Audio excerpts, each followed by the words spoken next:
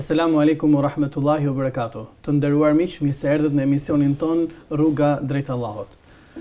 Në udhëtimin ton drejt Allahut xhaleshanu, kemi thënë në emisionet e para të nderuar miq, kemi stacione. Stacione që furnizohemi her pas here për të qenë sa më vital në rrugën tonë drejt krijuesit të botrave. Për herën e ndjejmë etjen dhe urinë për shpirtin ton në këto stacione. Sot jemi në stacionin e emisionit të tretë për edukimin. Kemi folur konceptin e edukimit. Folëm se ku do të fokusohet edukimi islam. Por shpesh në rrugën tonë drejt Allahut duhet të provojmë shije për shpirtin ton që kur si kemi provuar më përpara. Edhe sot ne menduam të trajtojmë ndryshe edukimin në islam. Koncepte që ndërtohen mbi edukimin në islam. Ndoshta si kemi dëgjuar ndonjëherë apo mundet ndonjëherë ka kaluar diçka e tillë për të dëgjuar, le të jemi në shoqërinë si për herë të hoxhës tonë dukuar mirë se ardhen. Hoxh, mirë se erdhët. Mirë se gjella nderuar, Zoti ju shpërblet. Amin dhe ty Allahu nderoft. Hoxh, na mësuat në fillim se në udhën tonë drejt Allahut kemi stacione, për të cilat ne duhet patjetër të qëndrojmë. Ndonjëherë zbehemi gjatë rrugës, konsumohemi, duhet të furnizohemi. Por kësaj radhe në këtë emision nuk duam të ndjejmë atë që na ka munguar, por çka që ndoshta s'kena provuar. Edukata islame është thjesht, kemi thënë, të heqim një beturin nga rruga dhe kaq, apo jo? Sot duam koncepte mbi edukimin islam.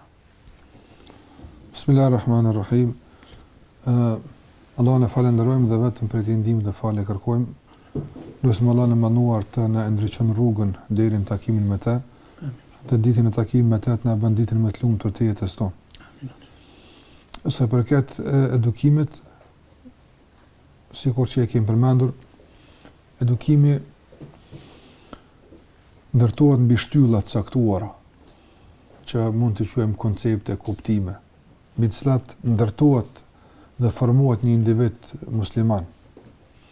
Mungesa e këtyre koncepteve e vështirëson edukimin, madje edhe e çrregullon si proces dhe bën edhe të vështirë, por edhe bën jo funksional. Andaj për shembull ne mund gjejmë njerëz të cilët kanë kaluar në procese edukative me vite të tëra, ndoshta kanë tentuar edhe që kolektivisht të edukohen në fryma të saktuara, por mungesa e koncepteve të duara ka bërë që në fundit mos të shkojnë shumë larg nga të tjerët. Kanë dështuar. Prandaj neve na duhen me të vërtetë sot koncepte të qarta, kuptime të shëndosha, mbi të cilat një individ dhe musliman, por para kësaj edhe një edukator e ndërton mbi të edukimin e shoqërisë, edukimin e xhamatit të tij, edukimin e njerëzve që ka përreth, edukimin e familjes, edukimin e atyre që ai ka në përgjithësi. Përgjithësi dhe janë të domosdoshme këto koncepte, janë të shumta, por besoj që do të mundohemi që të flasim për ato që ndoshta janë nga më të rëndësishmet. Patjetër, atëherë ne të futemi drejt për së drejtë, është koncepti i parë që ne duam të trajtojmë, që është ndërtuar ose ndërtohet edukata jonë islame. Nuk e di a do të kemi mundësi që t'ia qellojmë në renditje, për shkak se me të vërtetë të gjitha janë të rëndësisë së madhe. Atë shpresoj se na sjellë ato që shikon më krizë. Po, ose me nisën fillimin. Mund të jetë kështu, si krizë, por mund të jetë edhe ajo që dietarët e kanë preferuar që të fillojnë me të. Andaj koncepti i parë me cilin duhet të ndërtohet edukimi i besimtarit është dituria. Do të thotë ta kupton drejt diturinë, nevojën për diturinë, rëndësinë e saj në jetën e përditshme, dhe në kuadër të kësaj ai të ketë një edukat përballë dijes. E që sot fatkeqësisht kjo edukat përballë dijes mungon. Allahu xhalla xhelaluhu nuk do mend, do të thotë nuk don shumë analiza, nuk don shumë ndoshta lexime për të kuptuar se sa është më rëndësishme dija në islam. Kemi trajtuar se shumë. Po, fjala e parë që i detua Allahu pejgamberit është leza. Leza, për të thënë se ke të bësh me një fjalë që nuk ka të bëjë me besytnies, më thashë thamë, as me traditës me zakone, po është ndërtuar në lexim. E leximin në kupton studimin dijen në përgjithësi. Gjithashtu Allahu xhallahu ala kur dëshmoi Dhe kjo është dëshmia më e madhe e bërë ndonjëherë, se dëshmitari i saj është Zoti i gjithësisë. Kur Allah xhallahu ala dëshmoi se ai është i vetmi i cili merret të adhurohet, dëshmitar të kësaj dëshmie i bëri edhe dietarët, për treguar pozitën dhe rëndësinë që e ka dija në këtë fe. Gjithashtu Allah xhallahu ala tha fa'lam annahu la ilaha illa Allah. Dije se nuk meriton të adhurohet askush më tepër pas Allahut azhjal. Dhe nuk ke mundësi të adhurosh Allahun te bareke ve teala. Nuk ke mundësi ta njehsh këtë fe, nuk ke mundësi ta njehsh pejgamberin sallallahu alajhi wasallam, nuk ke mundësi ta njehsh rrugën e tij, nëse nuk ke dije. Andaj un kam dëshirë, dhe kjo nuk vetëm dëshirë, por edhe një breng që duhet ta bartim së bashku, se çdo musliman, çdo muslimane, çdo individ i kësaj feje duhet ta kupton se nuk ka mundësi pa dije. Nuk dua të them që duhet të bëjmë tash dietar, se kjo është tjetër proces. Mirë po duhet të jetë çdo individ i edukuar në këtë frymë që ta kupton se Islami nuk mund të praktikohet me zakone as me adete. Nuk mund të praktikohet me pasim të verbër. Nuk mund të praktikohet në bazë të thashëthemeve që kanë qenë të kaluara, por duhet të praktikohet me dije. Dhe duhet të kupton çdo musliman se çdo aspekt i jetës së tij, teorike dhe praktike, të raporteve me Allahun, të raporteve me tjerët, duhet ta ndryshon me dije. Dhe duhet ta kupton drejt gjithashtu, se jemi të kupton, apo duhet ta kupton gjithashtu se çdo aspekt i cili nuk është ndriçuar me diturinë e shëndosh, e sa ndërtohet mbi shpallën e Allahut, ai aspekt ka mbetur i errët. Dhe në errësirë ndodhin gjëra të ndryshme pastaj. Nuk e din se ku mund të përfundosh, nuk e din se cila ndoshta humner e radhës mund të jetë përfundimi i fatal. Për këtë arsye, edukimi në dije, që flasim njerëz për dijen, në xhamia, në shtëpi, kudo qoftë, për rëndësinë e saj, mos të mbetet një individ musliman i pa inkuadruar në proces arsimor. Nuk dëshirojmë individ ignorant. Bëhu i theksuar në drejtim të caktuar të dijes. Kuptoje se pa dije nuk ka dunja, pa dije nuk ka ahiret. A në sikur që ka thonë dietarët, men erade dunja fa alehi bil ilm. Kush e don këtë botë, atëherë le të përmbahet dijes. O men erade al akhira fa alehi bil ilm. Kush e don atë botë të arrin, atëherë duhet me dije. O men eradehuma ma'an, kush e don dy atë bashku të ketë, asi mos tahum, gjithashtu duhet të ketë dije. Si e që do dunjan, se i do heretin, se i do dy bashk, kthemi ke dija. Po. Do të thënë mos ngele dija siç bër sot një qëllim i njerëzve në mas me marrë një diplomë. Apo ec me vitet e tëra thotë që unë po arsimohem, në të vërtetë nuk arsimohesh me dijen e duhur. Dituria do të thotë është një term i përgjithshëm, përfshin vetën e saj shumë gjëra. Mirë po, për shembull, njeriu duhet të dinë të ndanë mes njohurive dhe po them kushtimisht dijeve dhe diturive. Ka gjëra të cilat njeriu nuk i duan për jetë, por i duan, për shembull, i duan për të fituar pasuri, apo një zanat i caktuar. Të mësuarit e këtij zanati, të mësuarit e kësaj dije, nga se don të dinë, për shembull, si të fiton. Dhe këtë ta bën për fitim dhe për diplomë është çështja e tij. E po gjërat të cilat nuk të i kalojnë dimensionin e përfitimit material. Apo nuk kanë bëjmë me të, madje degradohen shumë nëse në këtë dimension bartën, atëherë duhen të fisnikrohen më lart se ky përfitim. Do të bën për diçka më tepër. Gjithashtu për shembull, kur jemi tek dituria, që po flasim për dijen. Sot për shembull, ne vrem një ngjecje me të vërtet shqetësuese për neve, kur bie fjala për diturinë që i duhet individit. Për shembull, një musliman i cili don me i fal 5 vakte. A e din ky musliman, shiko, a e din? Dhe kjo është mungesë e edukatës, para se të mungesë e dijes. Qëse po të kishte edukat, apo dija do të kompenzojë, e merr më vonë, se ka marrë sot e merr nesër. Por mungesa e edukatës, se i duhet dija e bën që 10 vite të ketë një problem. Për shembull, ne kemi njerëz që nuk po flas për dije të dietarëve, të xhallarëve. Kjo është tim tjetër. Jo, po flas për dijen individuale, atij që i duhet. Për shembull, një musliman e din se namazi është shtylla kryesore e Islamit. Dhe pa te nuk qëndron feja. Duhet ta ndërton fenë e tij në këtë shtyllë të rëndësishme. Mirë, namazi ka rregulla. Namazi ka kushte, pa të cilat nuk vlen namazi. Ka obligime të cilat kompenzohen. Nëse lihen apo mund kompenzohet. Dhe ka gjëra të cilat nëse lihen zbehen shpëlim por nuk dëmtojnë. Apo, ne kemi erkan që në rukën, shtyllat namazit.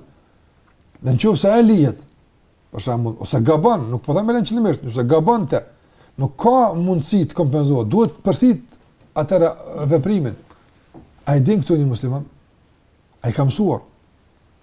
A i din muslimani, për shembull, çdo musliman, a i din se në qoftë se nuk rrin në ulën e parë të rekatit të dytë, se kemi 2 ulje, apo namaz me 4 rekat, namaz me 4 rekat apo namaz me 3 rekat? Me 3 rekat, po. Në ulën e parë që nuk ulet, ngritet në këmbë. Çfarë duhet bën?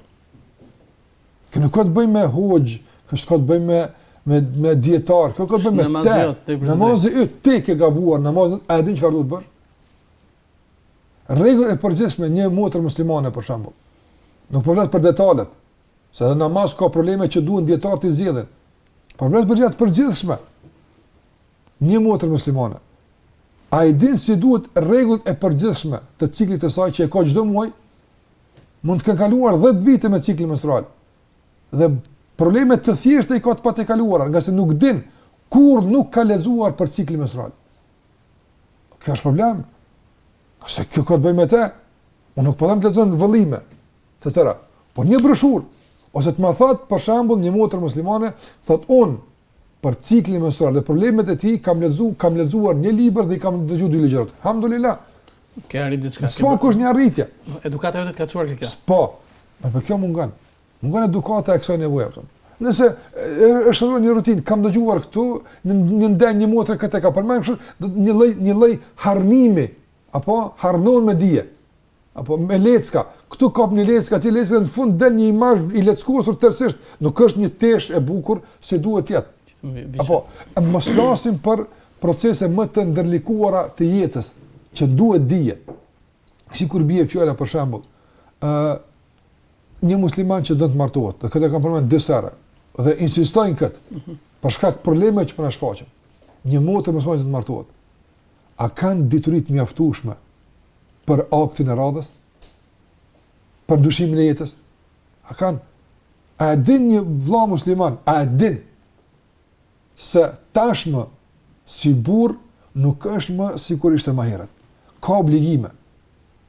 Unë po të kisha mundësi, do çdo çift bashkëdhënë të ardhshëm, apo do t'i fut janë provim. Dhe nëse nuk japin përgjigje, do t'u shtyja martesën derisa t'i mësojnë. Po nuk do të lehet martohen pa i ditë. Asa tu kanë bënë me gjërat e tyre personale, s'po flas me ditë rregullat e argument, s'po flas për to gjëra. Po flas për atë që ka të bëjë me të. Për shembull, me numra 5 obligimet kryesore që i ka burri ndaj gruas. Del në xhami dhe pyet njerëzit. Kjo të stimulon hoxh me bën një formular anketimi dhe me gjithë gjendjen se ku jemi fatkeqësisht. Mi tregon për shembull një motër muslimane. Burri i saj është dera e xhenetit, por nuk ka kjo punë thjesht. Burri i saj është dera e xhenetit.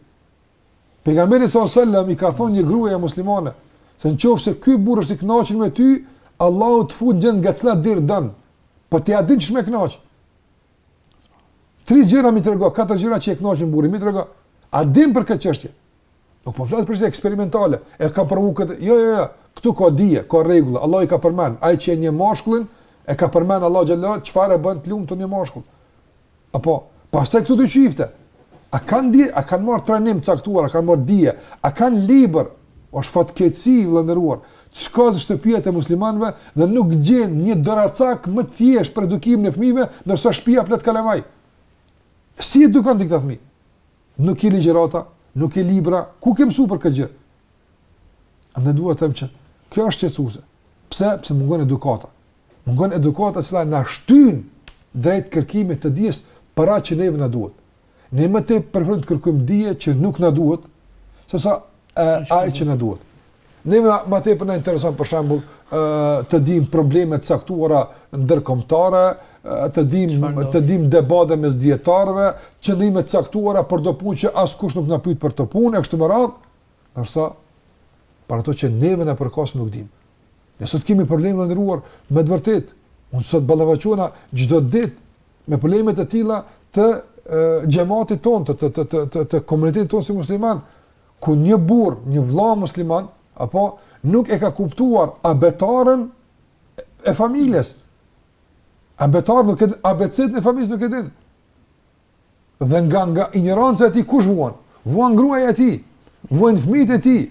Apo dhe fatkeqësisht gjithë këtë mungesë të kësaj dije ai e kompenzon në mënyrë të mrekullueshme në emër të fesë. Apo shkon kërën obligime të caktuara dikun kur se ka ftu, as është obligimi i tij të mirët me ato punë, ndërsa para që Allah e ka ftuar e shes është mongo atje. Çka ti kemë kuptu? Mungesa e edukatës. Nuk është i edukuar që ta kupton se dije ka një renditje, dije ka një rend, ka një rregull. Nuk është e shka përderdhur, nuk mundesh ti të përcaktosh çka kemë mësu. Apo Omeri radiallahu anhu, shikoj Allahu nderuar këtë edukat që u ala pejgamberi sallallahu. Para mëna Omeri radiallahu anhu ka qenë halife. Është fut në treg. Sikur sot për shembull mund të fut inspeksioni. Apo para se të inspekton gjëra të caktuara. Mallin skadimin e afatit ku e di çfarë. Nëse Omeri ka inspektuar gjëra të tjera. Ka bërë pyetje njerëzve për tregtin. Më trego vendimi i Israelit për këtë çështje, unë nuk di, jashtë. Kanë nxjerrë njerëz nga tregu, kanë si komunësi me ignorancë, vjen shet, ti këtu të pasaj mund të na futesh në harame, mund të bësh kamat, mund të bësh mashtrim, mund të bësh gjëra të caktuara, ka se ti nuk din. I ka dëbuar njerëz nga tregu. Kusht për të marrë licencën e Omerit për shin treg ka qenë dia. Andaj licencë për martesë, a ke? Sot më donë rrugë, vallahi duhet licenca e makinës. Nëse po të nali policë s'ki licencë, po unë e di. Ma trego dëshmi se dinte. Dikur duhet me të verifiku ty se ti din. E si pra qarkullojmë në familje, në jetën bashkërtore, qarkullojmë në xhama, qarkullojmë pa licencë, pa dije. Andaj kjo edukat, mungon të madhe, ky koncept është shumë i rëndësishëm që mëse duhet të ndërtohet edukata e një besimtari sot. Më hape horizonte hoxh me të pyet me gjithë të problematike që dalin dhe ti përjeton, po dhe ne ndoshta me njëri tjetër në jetën tonë të përditshme i gjejmë këto problematika. Cila është dia që duhet patjetër secili prej besimtarëve dhe jo tham dietarëve, por ne që nuk dim ndoshta të bëjmë aktin e martesës, nuk dim të shesim se Omeri i përzuri nga tregu, nuk dim familjet tonë obligimet që kemi. Dia që nuk mund të tolerohet për një besimtar të thjeshtë që duhet mësohet hoxh. Cila është? Ne kemi si individa përgjegjësi para Allahut të mënduar. Ti dhe unë dhe ai dhe ajo do të japim llogari individualisht para Allahut të mënduar. Andaj, ta themi kështu përgjithsisht. Përgjithsisht. Detyria e cila të liron nga përgjegjësia është obligative për ty. Do të thotë, ajo për çka je përgjegjës, a duhet ta dish si të lirosh nga kjo përgjegjësi. Domethënë, momentet e martesës ke obligim të dish këtë. Dole në treg, duhet të dish këtë. Hallalin haramin e tregut. Nëse unë nuk mira me tregti. S'po flasun nga këndi im si hoqë. Po. Si njëri i thjeshtë. Nëse kam obligim të di rregullat e tregtisë. Se kam obligim. Ka nuk kam përgjegjësi për këtë punë. Dhe s'do të ishte po momentin kur filloj të merrem me tregti, apo duhet atë ta di. Do të thotë logjikshme që unë në prag martese shkoj mësoj rregullat e tregtisë, ku nuk do të më tregti. E ky është problemi. A kjo dukat na mungon. Po, kjo dukat, po. Mirë, pyetja e dytë që më hap horizont, ç'është ajo gjë që më stimulon vërtet që të më çoj të mësoj këtë gjë. Më stimulon, do të thënë nuk më lë. Jam përballë një krize. Nuk kam dëshmi për të martuar dhe unë do të martohem. Çfarë të më stimuloj mua që ta mësoj të marr këtë dëshmi? Unë nuk dua të flas për ato stimulimet hyjnore, rregullat, do të them vlerat e diturisë. Këto janë të shumta. Po, ato kena folur. Mirë, po, a nuk mjafton stimulim lirimi nga përgjegjësia? Është mjaft. Ti ke përgjegjësi para Zotit apo? Ti i prangosur me përgjegjësi. A do të lirosh? Po, mësa. Kaç? Nuk të mjafton. Mendoj që kjo është e mjaftueshme. Në arsim kjo është shumë e fortë hoxh. Po. Pyetja me pyetje. Po. Nuk mjafton lirimi nga përgjegjësia. Është pyetje retorike që secili do të japë përgjigje. Kaç? Dhe ne po mjaftojmë ke pjesa e parë, më thënë e temës konceptit hoxh, a nuk të mjafton lirimi nga përgjegjësia. Kalojmë në një pjesë tjetër që mund të kapim për të trajtuar koncept tjetër në edukim, që ndërtohet edukimi jonë.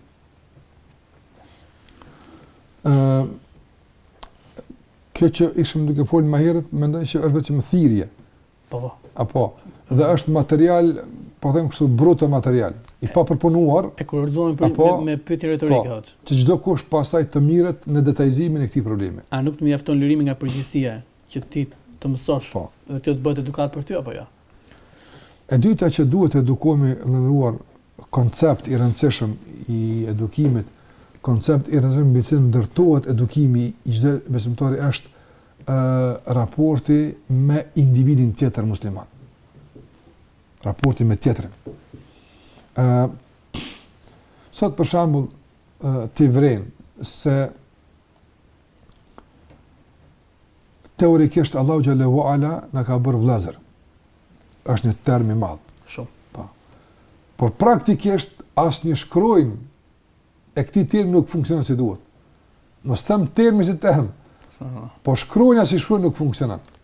Apo nuk funksionon si duhet apo. Çka mungon? Vetë çdo musliman në botë. Çfarë është muslimani për muslimanin të vëlla? E pse se ki vëlla? Pse ti nuk e ke vëllakët? Pse? Unë them e kam hoxh, tani më serioz pse nuk e kam. Ja, unë them se mungon edukata. Mungon edukata. Ti nuk je eduku se çysh duhet më dorë dikon. Kjo mungon. Do të thotë, na e dim vlerën e vëllazërisë, e dim që muslimanët janë vëllazër, po nuk jemi edukuar. Apo nuk jemi edukuar. Do të thotë, nuk ka pas procese edukative që na lidhin mes vete, me projekte të lloj-llojshme, me gjëra të ndryshme. Për shembull, a nuk është namazi me xhamat një element i rëndësishëm që i kontribon shumë procesit edukativ në këtë pikë? Shumë. Pejgamberi sa ka thonë, sa keq kemi pësuar në këtë rrafshë, nga se gjërat themelore, pikat e fuqishme të kësaj feje të ne në rutinë dhe mekanike. Ato që shariati këtu e ndërton një bazë të madhe, ne i kalojmë si para vorrezave, tu se s'ka asgjë këtu. Për shembull, pejgamberi më thotë, para çdo namazi, u thoshte burrave që ndon shtëpinë për një tjetrin, ndon jetën, ndon pasoninë, ndjenjat e tyre. Gjithë i ka ndo, apo? Dhe para çdo namazi këtyre burrave që kishin kaluar shumë provime në këtë drejtim, kishin dëshmuar dëshmi të pakontestueshme se e kanë kuptuar drejt çfarë kanë atë që kanë afër. E kanë dëshmuar. Megjithatë para çdo namazi thonte istau, drejtoni, tarasu, lidhuni, wala takhtalifu, mos u ndani fa takhtalifa qulubukum, ka se me ndarë në këmbë fillon ndarja e zemrave. Do të thotë, kur këmba ime prej në këmbën tënde, apo, është një lloj lidhje që tashmë komunikojnë zemrat mes vete. Na nuk e ndim këtë. Absolutisht. Ka moj këmbën aty, falemi, nga njerën pengon këmba jote, largoj, apo, do të thotë, janë gjëra që kjo prodhon energji. Prekja e këmbëve, afrimi i save prodhon energji e cila lidh zemrat, dhe s'le jep kuptim të drejt raporteve të mia me ty. Po kjo nuk ndihet mas namazit. Nuk është kështu. Ne mund të futemi të acaruar namaz mes vete, apo dhe gjatë namazit shejtani ende na i përpunon këto acarime, dhe mas namazit të dalë në një tash shtek tjetër të acarimit, apo ndoshta më i acaruar se çka qenë më herët. Ku është prekja? E kur drejtimi? E kur xhamati? Po flas për një veprim përditshëm që e bëjmë. Mos tonim për gjëra të tjera. Pse? Pse mungon edukata. Mungon kjo edukat. Për shembull, kur një fëmijë nuk e respekton prindin e vet, ja kthen fjalën. Nuk e ndëgjon.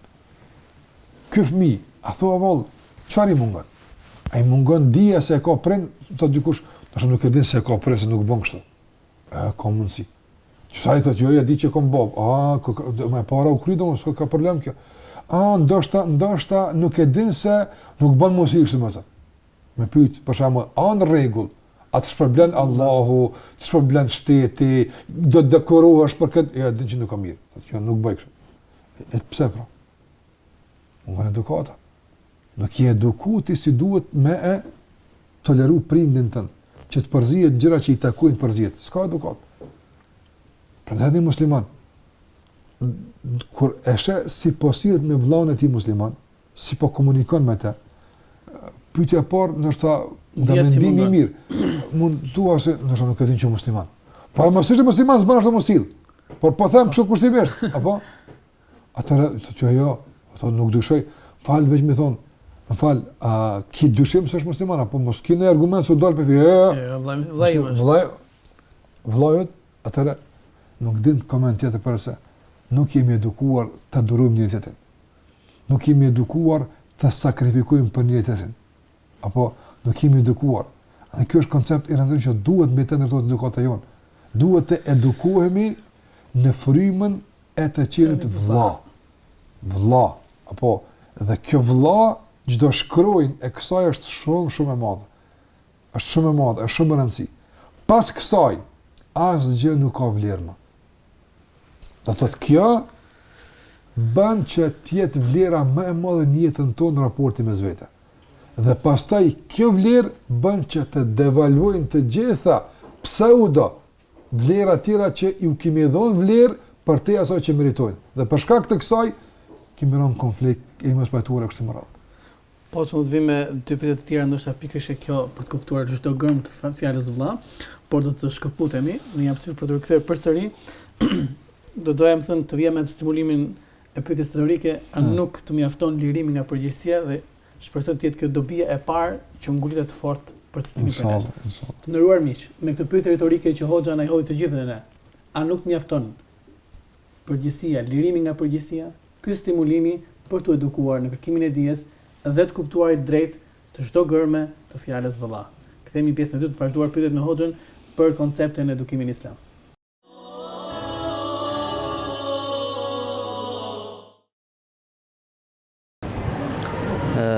Edukata islame në jetën e besimtarit fakt është vetë jeta.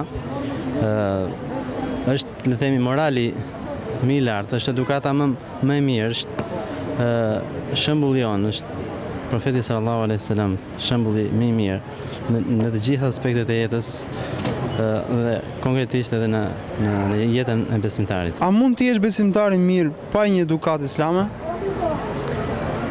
Nuk mund të jesh besimtar i mirë pa një edukatë islame, sepse këto janë dy terma që bien në kundërshtim me njëra tjetrën, pra përderisa nuk ke edukatën e mirë, do thotë që nuk je besimtar i mirë. Nuk i përmbahesh shembullit më të mirë, nuk i përmbahesh Islamit, nuk i përmbahesh Kuranit, nuk i përmbahesh Sunetit. Përkthimi i edukatës islame praktikisht në vepra. Sigurisht pra kemi adhurimet bazë të Islamit, që është namazi, është agjërimi, e të gjitha të tjerat me radhë, por gjitha këto të çojnë në një pikë, pra të ajo që është edukata. Pra në fundit ti edukohesh me urdhrat e Zotit, me urdhëresat e pejgamberit sallallahu alaihi wasallam. Pra në fundit ti edukohesh, pra krijon një edukatë e cila është sipas Islamit. Sa ndikon edukata islame në jetën e besimtarit? Mendoj se edukata islame është element kyç në përmirësimin, në ndryshimin, në rregullimin e jetës besimtarit. Ashtu si ka ardhur në shumë hadithe, edukata e besimtarit ose morali i besimtarit është një nga elementet më lavdërues dhe më të lartë tek Zoti i Madhërisht. A mundet të jesh besimtar i mirë pa edukatë islame? Mendoj se pa edukatë islame, pa moral islam, i zhveshur nga gjithë virtytet dhe cilësitë pozitive njerëzore. Edhe për këtë besoj se kjo mendim nuk e atribuohet vetëm fesë, por e atribuohet edhe atyre që e proklamojnë me të madhe edukatën, etikën e njerëzit në shoqërinë njerëzore. Një njeri pa edukatë është i zhveshur nga mburoja e virtyteve të mira. Edhe është parafrohet ose i afrohet me shumë instiktit kafshëror se sa virtytet njerëzore. Përkthimi i edukatës islame praktikisht në vepra. Mendoj se përkthimi i edukatës islame praktikisht në vepra shikohet në shumë fusha dhe në shumë drejtime. Një nga ato fusha ose ato drejtime mund të jetë ndihmesa ndaj karshi njerëzve, respekti karshi prindërve, sjellja e mirë karshi shoqërisë mikro dhe makroedisit I cili na rrethon. Ti je besimtar sot, domethënë kërkon jo vetëm edukat dhe njohuri nga personi që është që quajmë besimtar, por se kërkon dhe I vëmendje të madhe ndaj këtyre praktikave islame. Po shkojmë te edukata në jetën e besimtarit është një nga, mund të themi, esencat ose bërthama e një personaliteti musliman, një besimtari musliman. Mund mendojmë që pa edukat një musliman do jetë goxha I cungut, do jetë goxha I mangët, që mund të quhet besimtar, por që nuk e di sa shumë, sa poshtë do jetë, domethënë. Është një nga virtytet dhe vlerat më të rëndësishme në Islam, që feja I kërkon më së shumti, që feja I kushton rëndësi më të madhe edukatës, ku përfshihet dhe marrëdhëniet ndërnjerëzore njëri me tjetrin, me ambientin, me gjallësat. Është vetë jeta e besimtarit, edukata. Sa të kompletuar mund ta konsiderojmë veten në besim nëse nuk kemi një edukatë islame? Siç pse këm pak, domethënë realisht I musliman pa edukatë islame ka goxha mangësi. Është shumë I mangët. Nuk mund t'i vesh një vlerë ose një nivel se si edhe sa, por është shumë I mangët. Edhe do jetë shumë problematik, domethënë po që sa ti mungon edukata islame. Një përkthim I edukatës islame, praktikisht në vepra. Kjo është e bukura pastaj. Kjo është esenca dhe kjo është, si thon ajo, vërtet pesha e edukatës kur përkthehet në vepra. Një nga pikat kyçe të Islamit është praktikimi I diturive ose edukatës që një person huazon merr. Kjo është nga pikat më të rëndësishme dhe është kyçi I qenit musliman, është që çka lexon, çka mëson, çka përvetëson nga edukata islame, patjetër ta praktikoj dhe është nga kushtet e Islamit që siç thotë që Islami është fjalë, dije dhe vepra. Pra, zbatimi I këtyre diturive, njohurive që një person merr. Pa këto vepra do jetë shumë e vakët dhe shumë sipërfaqësore pastaj ky si person ose Islami I këtij personi.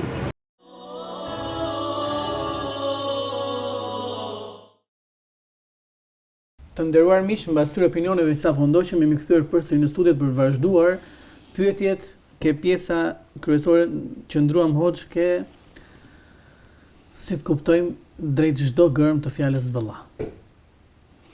Hoxh nuk komunikojmë ndoshta dot dhe nuk dim. Ne bëjmë pyetje, po themi jo dim. Jemi vëlla e dim. Ai që thosha hoxh, jam çuditur kur kryetarë shteteve jo musliman në tregojnë se jeni vëllezër. Dhe kjo është një nga parimet e Islamit, thonë. Do thonë e dim këtë pjesë. Gjithë e kanë marrë vesh. Ai shumë kemi folur me gojat tona sa edhe jo muslimanë kanë thënë që ne jemi vëllezër.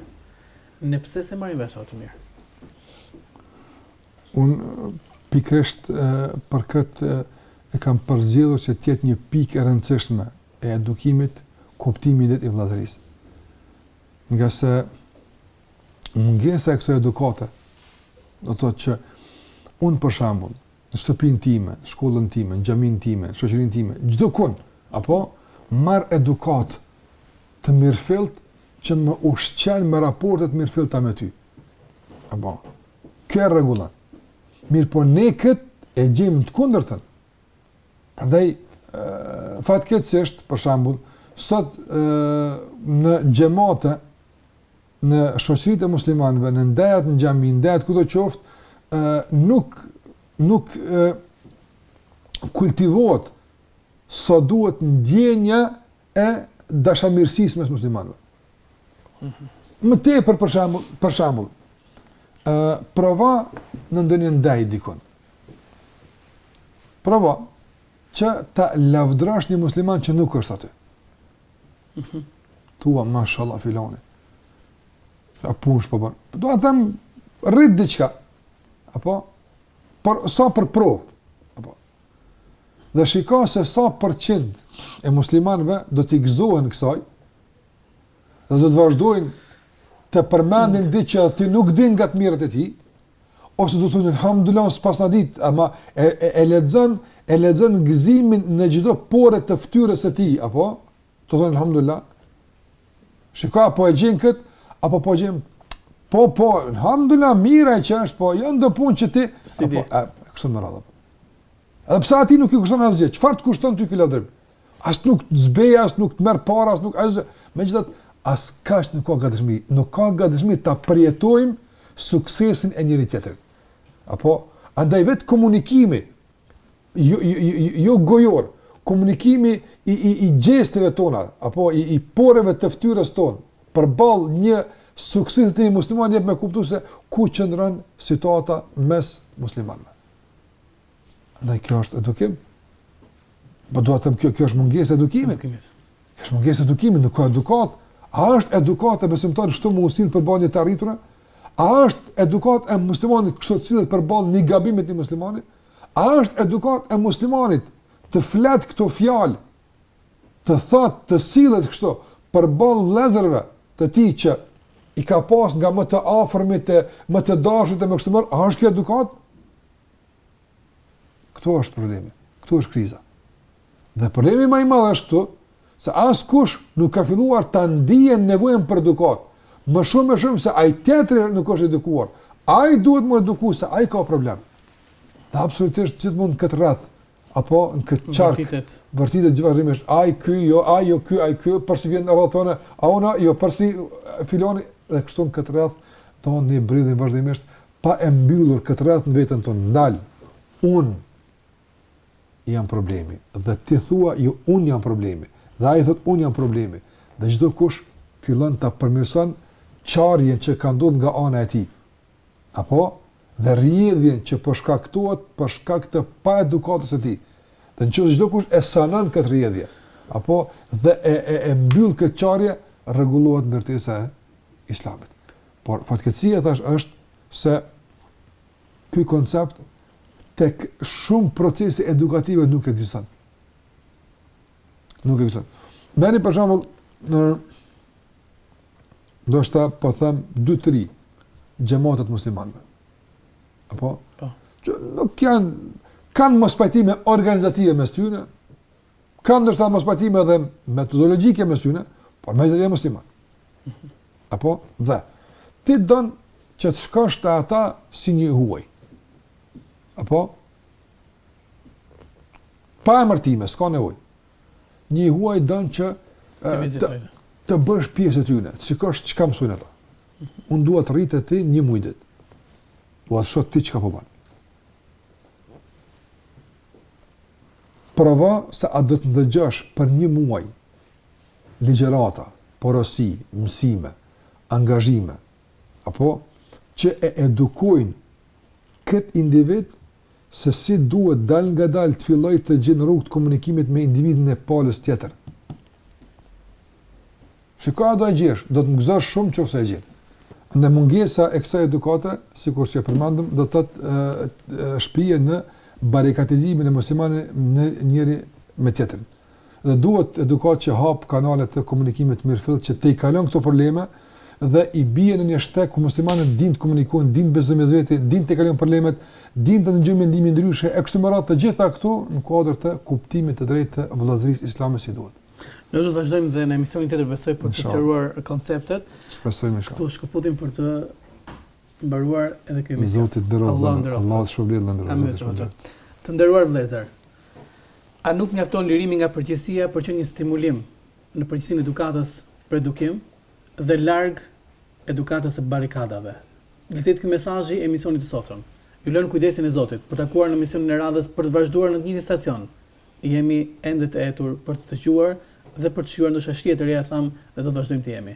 Qofshin kujdesin e Allahut. Selamun alejkum wa rahmetullahi wa barakatuh.